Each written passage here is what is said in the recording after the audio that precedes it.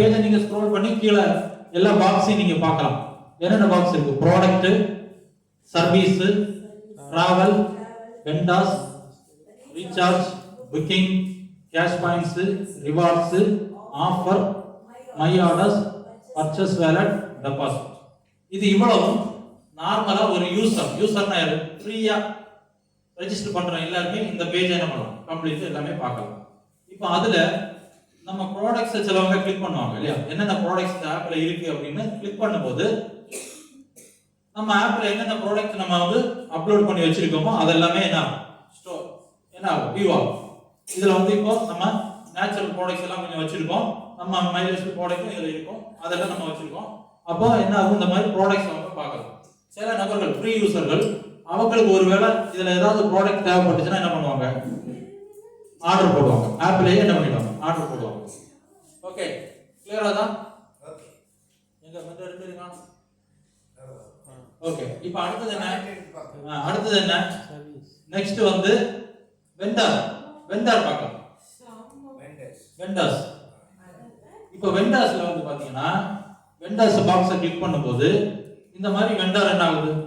Click பண்ணி பார்த்துவோங்க. எல்லாரையும் check பண்ணி பார்த்துவோங்க. ஓபன் ஆகுதா? வெண்டார்ல இப்போ உதாரணத்துக்கு ஒரு வெண்டார்ல நம்ம எப்படி பர்ச்சேஸ் பண்ணலாம் அப்படின்றத பார்க்கலாம்.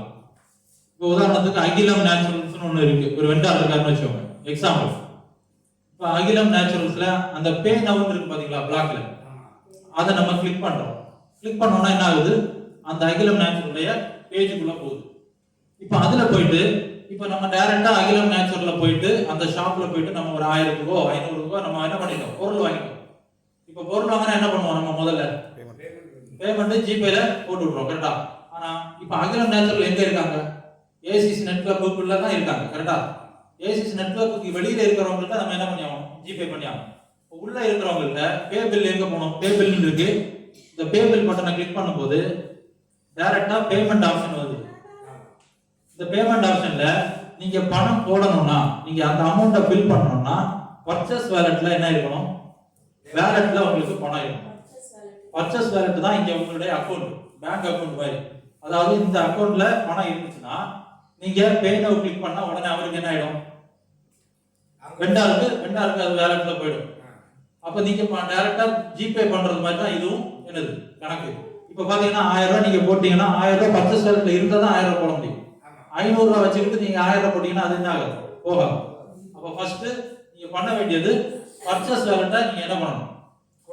வச்சுக்கணும். அது நம்ம அக்கவுண்ட்ல பணம் இருக்கிற மாதிரி தான். அதுக்கு எக்ஸ்பீரியன் கிடையாது, ஒண்ணும் கிடையாது. நம்ம வந்து 500 ரூபாய் வாங்கலாம், 1000 ரூபாய் வாங்கலாம், எவ்வளவு வேணாலும் வாங்கி வச்சுக்கலாம்.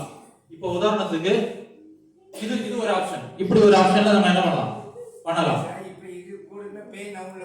ஆமா, பே நவ். இப்போ நீங்க பர்ச்சேஸ் வேலட்ல இருக்குது பணம் இருக்குதுன்னா நீங்க என்ன பண்ணலாம்? பே நவ் கொடுத்தீங்கன்னா அந்த ஷாப்புக்கு போயிடும்.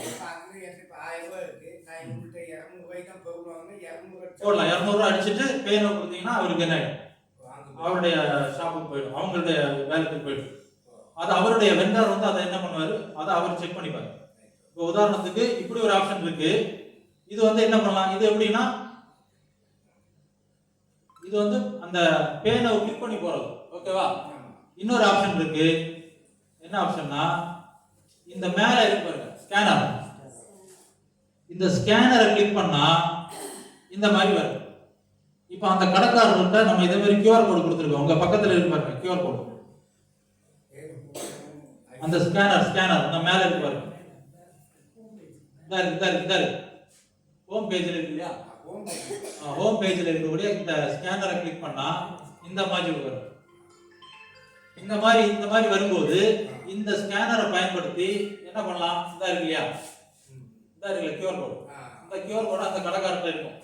நம்ம ஏசிசி நெட்வொர்க்குள்ள QR கோட் இருக்கு. அப்படி கோட் இருந்துச்சுன்னா அதை கிளிக் பண்ணும்போது அதை QR ஸ்கேன் பண்ணும்போது என்ன வரும்னா இந்த மாதிரி சேம் இந்த மாதிரி பேஜ் தான் வரும். நீங்க முதல்ல அப்படியும் போலாம், இல்ல அது உள்ள போய் போகாம டைரக்டா என்ன பண்ணலாம்? ரெண்டு ஆப்ஷன் இருக்கு. ஒன்னு ஸ்கேனர் யூஸ் பண்ணி பண்ணலாம், இல்லனா பே நவ் ஆப்ஷன் போய் உள்ள போகலாம். ரெண்டு